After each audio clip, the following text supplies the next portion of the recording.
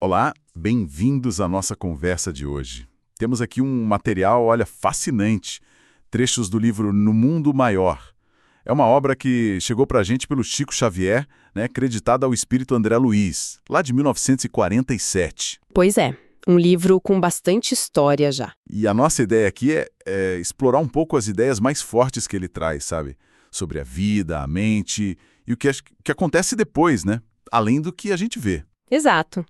Claro que não vamos conseguir ver o livro todo, né? Seria impossível, mas a ideia é pensar algumas reflexões que ele propõe, muitas delas assim com um tom bem humano e eu diria até consolador, sabe? Uhum.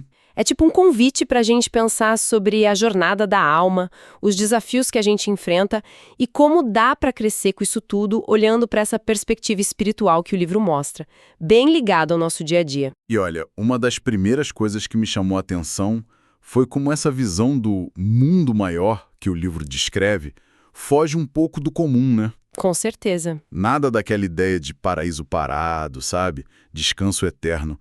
Pelo contrário, a narrativa sugere um lugar de muito trabalho, aprendizado constante, serviço, quase como uma continuação da vida, só que em outra esfera. Precisamente.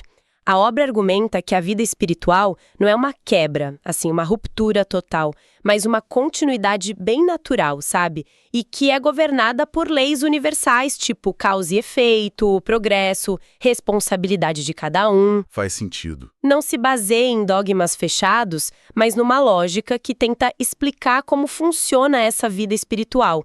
Tanto que menciona até organizações, como a instituição lá do Eusébio, e até especialidades, né, como o que chama de psiquiatria iluminada do Calderaro, focadas em ajudar e entender as complexidades da mente e do espírito. Essa ideia de continuidade é forte mesmo. E a jornada da alma, nesse contexto, é mostrada como algo assim grandioso, mas que exige esforço, paciência. Muita paciência. Tem uma frase no material que achei ótima, algo como "não tente voar antes de aprender a andar". Resume bem essa noção de processo, né? De etapas. Um processo que, segundo o livro, atravessa milênios. O André Luiz, pela voz do Calderaro no livro, reforça isso, né? Diz: somos filhos de Deus e herdeiros dos séculos, conquistando valores de experiência em experiência.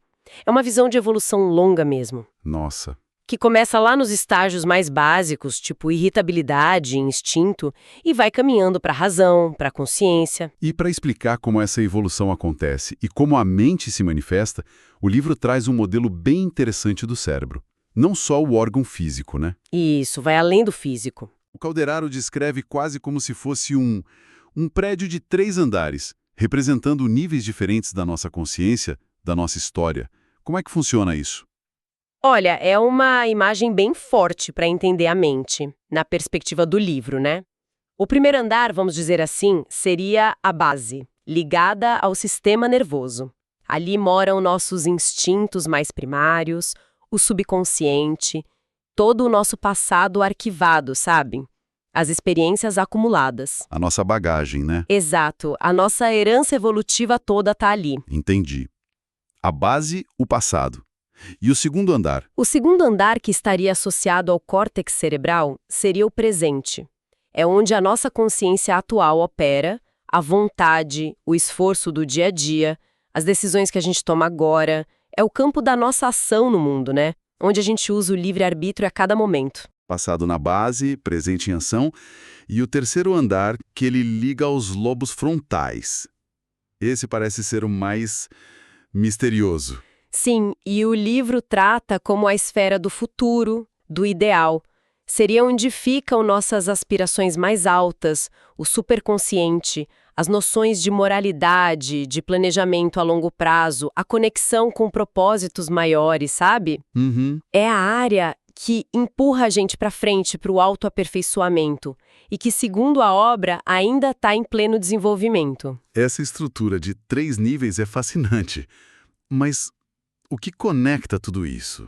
Como é que a nossa mente, os nossos pensamentos, sentimentos interagem com essa estrutura? Ainda mais pensando nessa dimensão espiritual que o livro propõe.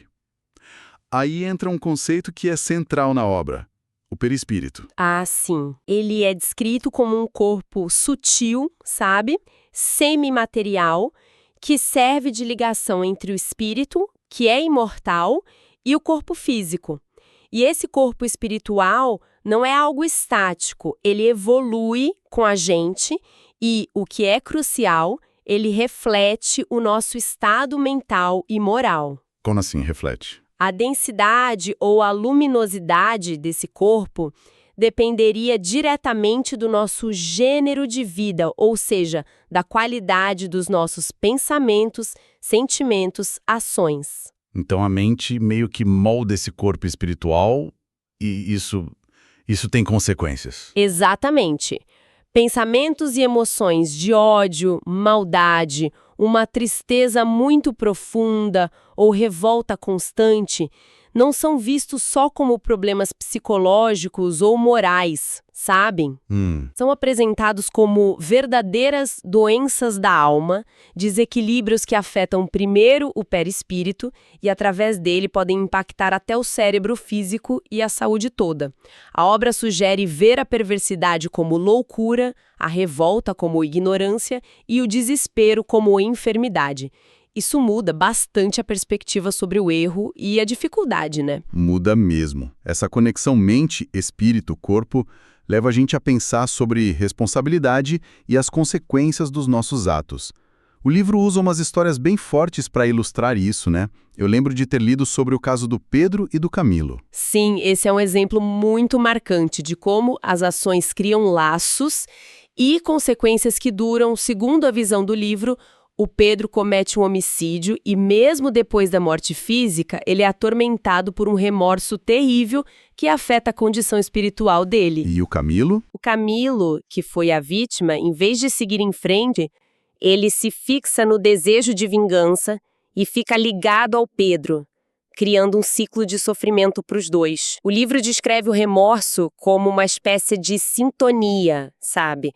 Entre quem deve e quem cobra. Nossa! Mostrando que, nessas leis divinas, não teria como escapar das consequências dos próprios atos. É uma dinâmica bem intensa. Isso sugere que não só ações graves como um assassinato, mas também desequilíbrios internos, tipo conflitos morais, podem gerar problemas. Sem dúvida.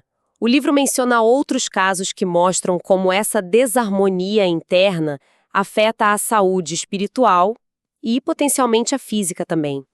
Tem o exemplo da Julieta, uma mulher que ficava dividida entre os valores morais que recebeu e as pressões da vida que a levaram para caminhos considerados errados. Esse conflito interno constante deixava ela vulnerável a influências espirituais negativas e a problemas de saúde. A coerência entre o que se pensa, sente e faz é apontada como fundamental para o equilíbrio. E quando essa desarmonia envolve ódio direcionado a outras pessoas, as consequências parecem ainda mais complicadas. O caso da Cecília, que provoca um aborto por causa de ódio, é particularmente trágico nesse sentido, né? Sim, esse caso ilustra como sentimentos destrutivos podem gerar ações com repercussões muito profundas e dolorosas. Cria laços de animosidade que continuam no plano espiritual entre a mãe e o filho. A obra usa esse exemplo para alertar sobre a responsabilidade nos relacionamentos e a necessidade de entender as leis do sexo e da vida de um jeito mais amplo, para evitar desequilíbrios que geram sofrimento para todo mundo envolvido. É interessante como a obra conecta problemas de saúde mental, como a esquizofrenia no caso do Fabrício, a questões morais do passado, tipo apropriação indébita, abandono da família. A ideia é que a culpa e o remorso podem minar a estrutura psíquica e até neurológica. Essa é a tese que o livro apresenta. No caso do Fabrício, a culpa profunda teria gerado um desequilíbrio tão intenso no perispírito que acabou se refletindo no sistema nervoso, causando a doença mental. A justiça, nessa visão, agiria através da própria consciência da pessoa, que não consegue ter paz enquanto não repara o mal que fez. Nossa! É uma visão que atribui uma origem espiritual bem profunda a certos quadros de saúde. Essa perspectiva da responsabilidade individual é muito forte, quase assustadora, né? Mas No meio desses quadros de dor, de consequências difíceis, o livro também oferece um caminho para sair disso, uma força que cura. A intervenção da Cipriana no caso do Pedro e do Camilo é talvez o exemplo mais luminoso disso no livro.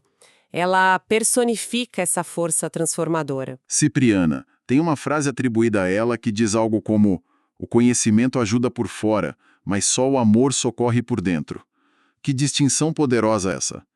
O amor agindo onde só o conhecimento não chega. Exato. O amor genuíno da Cipriana, um amor materno, fraterno, é capaz de quebrar aquele ciclo de ódio e vingança entre o Pedro e o Camilo. Ela não só entende a situação, mas ela sente compaixão e age com amor, e isso desarma os espíritos endurecidos, abre espaço para o arrependimento, para a reconciliação. E a história dela também é forte, né? Muito. A própria história da Cipriana, marcada por perdas, por sofrimento, inclusive a lepra, segundo a narrativa, mas vivida com uma fé inabalável, credencia ela como alguém que entende a dor, mas que transcendeu pela fé, pelo amor e pela aceitação. Ela diz: a dor expande a vida, o sacrifício liberta. Isso coloca o perdão num patamar muito elevado, não só como um ato de bondade, mas quase como uma necessidade para o próprio progresso da pessoa. Exatamente assim que o livro apresenta. O Calderaro chama o perdão de princípio científico de liberação do ser. Perdoar, nessa visão, não é esquecer a ofensa ou concordar com o erro, mas é liberar a si mesmo e ao outro dos laços negativos do ressentimento, permitindo que os dois sigam em frente. Libertação mútua. É um caminho de cura mútua. A gente vê isso também no caso da Antonina, que pensava em suicídio por causa de uma desilusão amorosa e é reerguida quando é chamada a servir aos necessitados, descobrindo uma forma mais ampla e altruísta de amar. E essa ideia de que o amor repara e abre caminhos parece ser a chave também para casos de desequilíbrio por apego material ou egoísmo, como o do avô do André Luiz, o Cláudio. Sim, o Cláudio, que sofreu muito por causa da usura e da injustiça que cometeu contra a irmã, Ismênia, só encontra perspectiva de alívio e recuperação quando a Ismênia demonstra disposição para perdoá-lo e até mesmo para ajudá-lo em futuras experiências de reencarnação. Nossa. O amor e o perdão de quem foi prejudicado se tornam a porta para a redenção de quem errou. É uma dinâmica de interdependência espiritual, sabe? Baseada no amor como essa força de reajuste. Fica bem claro que, embora a responsabilidade seja individual, a gente não está sozinho nessa jornada. O livro fala muito sobre auxílio espiritual, sobre mentores. Fala sim, e bastante. A narrativa está cheia de exemplos de assistência espiritual durante o sono, através da prece, pela ação direta de espíritos benfeitores e de instituições do plano espiritual. Mostra casos como o do Marcelo e da Eulália, que recebem ajuda, mas enfatiza que a receptividade, a boa vontade de quem é ajudado são cruciais.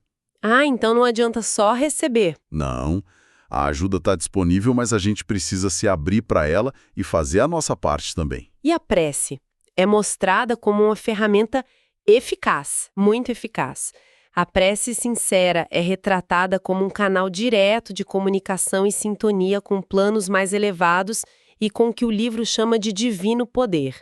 A oração do Eusébio, que atrai uma resposta visível, e a da mãe do menino paralítico, que mobiliza socorro espiritual, são exemplos disso. Não como uma barganha, claro, mas como um ato de humildade, de confiança, de conexão, que abre portas para o auxílio. Mas, mesmo com a ajuda e com a prece, o esforço pessoal parece ser insubstituível, né? O livro insiste que a gente precisa ser médico de nós mesmos. Exatamente. O caso do Marcelo, que supera uma condição parecida com a epilepsia, mas de fundo espiritual, com esforço próprio, oração e prática do bem, ilustra bem isso.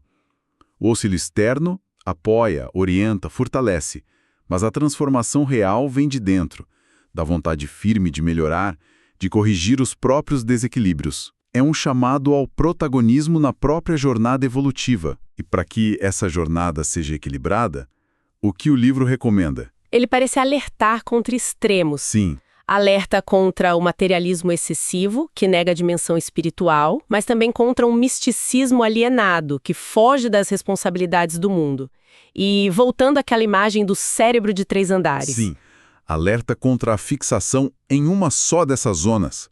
Viver só de instintos o passado, ou só no automatismo do presente, ou apenas sonhando com o futuro sem agir. O ideal proposto é o equilíbrio.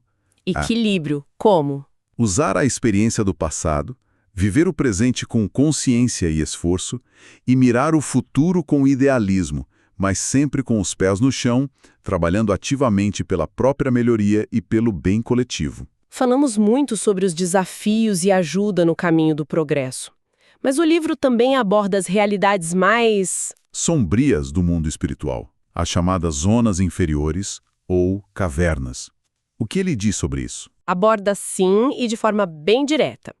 Não descreve um inferno de fogo eterno, como algumas ideias, mas regiões de sofrimento real, denso, que são resultado direto da ignorância, da revolta e do apego ao mal dos próprios espíritos que vivem lá. Eles se juntam lá. Sim, eles se reúnem por afinidade nos seus vícios e desequilíbrios, grupos de avarentos, de homicidas, de viciados, enfim.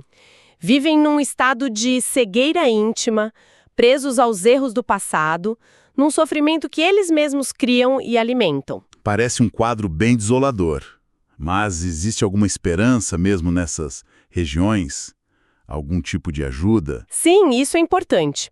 Mesmo nesses locais de grande sofrimento, a obra afirma que a misericórdia divina não abandona ninguém. Existem postos de socorro, escolas rudimentares, até tribunais educativos nessas zonas, onde espíritos mais esclarecidos tentam oferecer algum auxílio e oportunidade de aprendizado. Ah, bom. No entanto, para muitos que se encontram nessas condições de grande endurecimento, a principal via de resgate e reajuste acaba sendo a reencarnação, muitas vezes em condições difíceis, como forma de expurgar os males e recomeçar o aprendizado em bases mais sólidas. Uau! É muita informação, muitos conceitos profundos. Ao olharmos para tudo isso que a gente conversou sobre no mundo maior, qual seria a mensagem central, sabe? Aquele fio condutor que amarra todas essas ideias. Olha, eu acho que a mensagem mais forte é a de que a vida continua, sempre, e que essa continuação é regida por leis de amor, de justiça e de progresso. Apesar dos nossos erros, das nossas quedas, do sofrimento que muitas vezes a gente causa para nós mesmos e para os outros, existe sempre a possibilidade de recomeçar, de aprender, de reparar. A obra enfatiza que a justiça divina não é punitiva, mas educativa, e que a misericórdia oferece infinitas oportunidades de reajuste. E, acima de tudo, que o amor, aquele amor que compreende, que perdoa, que se doa, é a força mais poderosa do universo. O amor como cura, então. Sim, capaz de curar as feridas mais profundas e de nos impulsionar nessa jornada evolutiva. Ninguém está irremediavelmente perdido, embora a responsabilidade pela caminhada seja sempre nossa. É uma visão que traz seriedade, mas também, nossa, muita esperança e consolo. Realmente é uma perspectiva que convida à reflexão profunda. E fica claro que nossa conversa aqui só arranhou a superfície dessa obra tão rica e complexa. Para quem se interessou por essas ideias, a recomendação é óbvia, né? Com certeza. O Mundo Maior é um clássico da literatura espírita por um motivo. É um livro denso, cheio de nuances, detalhes, lições que vão muito além do que a gente conseguiu abordar aqui. Verdade. Quem busca uma compreensão mais ampla dessas perspectivas sobre a vida espiritual, a mente, as consequências dos nossos atos e os caminhos de cura e progresso, realmente deveria ler a obra na íntegra. É uma leitura transformadora, sem dúvida nenhuma. E para finalizar, que pensamento a gente pode deixar para quem nos ouviu? Algo para levar dessa nossa conversa. Talvez a reflexão mais útil seja perceber que essas dinâmicas descritas no mundo maior, as leis de causa e efeito, o impacto dos nossos pensamentos e sentimentos, a necessidade vital do amor e do perdão, a continuidade da vida e do aprendizado, elas não pertencem a um futuro distante ou a uma esfera separada. Estão aqui e agora, exato. Elas já estão operando aqui e agora, dentro da gente, nos nossos relacionamentos, nos desafios que a gente enfrenta todo dia. A questão que fica é, como podemos viver nosso cotidiano com mais consciência dessa realidade maior, aplicando esses princípios para construir um presente mais equilibrado e um futuro com mais significado e paz?